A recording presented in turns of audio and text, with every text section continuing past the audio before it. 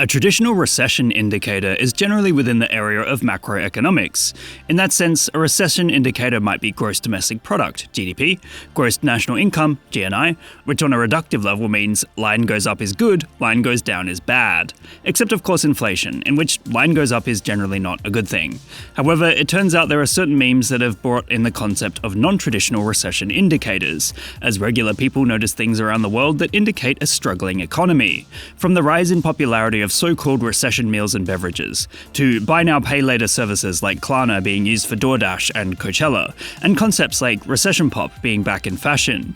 It's clear that the cost of living crisis has hit the average household hard, and people are taking to social media to express their issues, utilizing these new indicators. Of course, the quickest and most efficient way to express moods, feelings, and ideas is through the medium of meme culture. It allows anyone with basic editing software to replicate videos or images they might have seen online and recreate them with their own imaginings. This is why memes are one of the first things that indicate a recession might be happening. You'll see more grumblings about prices being higher, more uncertainty about the future, and fear regarding the state of the world. On that note, don't you hate it when you go to pay for something online, but you're not entirely sure if the website is legit and might scam your card details? Well, did you know you can use a single-use virtual card from Revolut and no one will be able to steal or reuse your details again? Talk about handy. What's also handy is right now you can get $40 when you sign up to Revolut and make your first purchase. Head to the link or that QR code to learn more. Revolut is a money app that makes managing your money simple without compromising on the security of your payments. Like these single-use virtual cards which self-destruct after every payment, leaving no trace behind. I've been using Revolut for years now, and I've recently upgraded to their metal plan, so I get this one-of-a-kind, goofy personalized metal card. It's made of this incredibly high-quality stainless steel material. Plus, the metal plan comes loaded with perks, including subscriptions to brands like Tinder Gold, Masterclass, and more.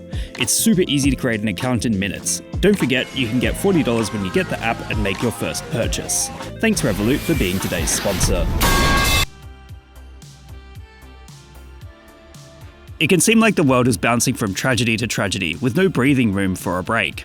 Fear and uncertainty seem to run social media as global, world-shattering events keep occurring, and news organizations and influencers consistently talk about the end of days. On the other side of the coin, there's always going to be ways to cope with this fear. Number one seems to be using humor to cope with the darkness, and there's plenty of memes referencing the idea of a recession itself in a goofy way. It wasn't that long ago that this channel made a video referencing the idea, as we've seen it come up again and again. The memes that poured out at the slightest hint of a recession manifested as an absolute torrential flood, absolutely spamming the internet constantly. There are of course memes referencing the 2008 GFC as well and the experiences people had within it, namely playing Just Dance while their parents suffered. However, there's also humor being used in terms of referencing specific indicators and utilizing them to describe the incoming recession in a truly unique way. It's worth mentioning that right now, officially at least, a recession hasn't been called, despite there being fears one is coming. Although, the funny thing is that there are actual real tangible memes used as real hardcore recession indicators, just like GDP and GNI. What is officially known as the Stripper Index is an unconventional indicator of whether an economy is doing hot or not. It takes one of the world's oldest professions and measures whether or not it is particularly popular.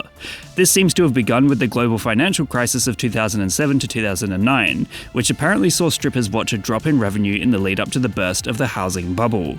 Whilst back then the loss of cash was recorded from those who would be out and about working the streets, it's now determined by people who make their living online. It's another example of how the internet has changed the world outside of its existence. It's utilized to determine the output of an economy and whether or not it's leading toward recession. The rest of the meme indicators are extremely similar to the Stripper Index in that they unofficially work as leading indicators of the economy's health and whether the ordinary person can afford to get what they need. There's something really wild that has come in as a recession indicator. That has to be the fact that Klarna is allowing customers to use a buy now pay later method in order to finance smaller purchases like DoorDash. Dude, no way. So when people are financing their Baconator, how many people are actually able to pay it off within the interest-free payment windows? I'd say about 60%, maybe 55%. What is a typical APY for someone who doesn't pay in time? 35%. Oh my God. The fact that someone would need to pay for DoorDash in installments is absolutely insane. If you need to buy dinner that badly whilst being so broke that you can't afford it normally, it might not be best to buy a DoorDash for the convenience. Chances are that if it's the case, then late fees and interest might come skyrocketing in, ultimately puffing up the price of a pizza one might have ordered. Then there's the fact that you can buy a Coachella ticket using Buy Now, Pay Later, which again is insane. Apparently, around 60% of ticket purchases were made with Buy Now, Pay Later mediums, which seems pretty excessive. That's going to be a massive sting in the future if the people who bought them, most likely students, find out that they can't service their payments, ultimately trapping them in a cycle of debt. Financing can be good sometimes, when used reasonably for necessities like a home or even a car for work, but using credit to pay for something that isn't a dire need, like a music festival or DoorDash delivery, is kind of an obscene way for companies to take advantage of ordinary people. For them to decide on the chance of screwing their own credit score in order to attend a music festival, it perhaps demonstrates a YOLO attitude that spawned in the wake of the previous recession. The idea of a recession meal is an old one. We've heard of Great Depression meals, or just depression meals in general, which sort of take any old thing in the fridge and whack it together to get it to an edible state. It's meant to be as cheap as possible, which doesn't necessarily mean nutritious, so for people to be eating it frequently is not an action taken by choice. This is why it's not too surprising that such a concept can be used as an economic indicator. Suddenly, we're seeing footage of recession meals like cheap pork on the rise, with some claiming this is what they ate back in 2008. Then there's the idea of the recession beverage, consisting of juice concentrate instead of just plain juice, as families work to stretch out everything just a little bit further. If the food everyone is buying is suddenly the cheapest and nastiest stuff possible, or even bought with credit and fully financed, then yes, that would be a decent indicator of an impending recession. Lady Gaga is in the charts again, which means pop from the last recession era, 2008 and the global financial crisis, is also popular again. This era of pop is colloquially known as recession pop. It's usually characterized by high-energy dance music, as a sort of expression of freedom that people so sorely desired back when everything else looked bleak. The songs involved were all about going to the club, cutting loose, having the best night of your life, and letting everything go.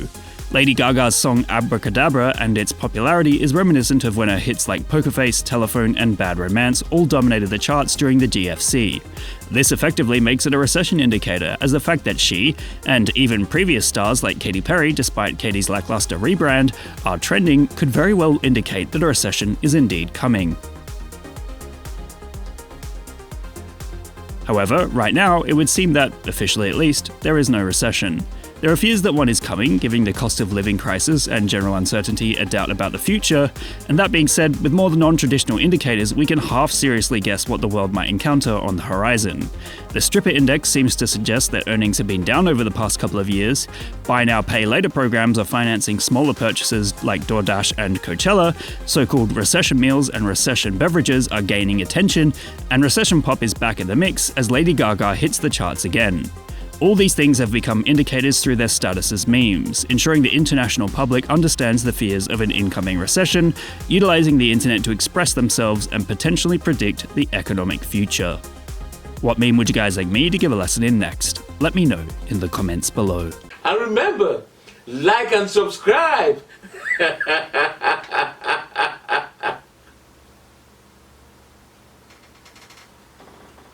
Or else.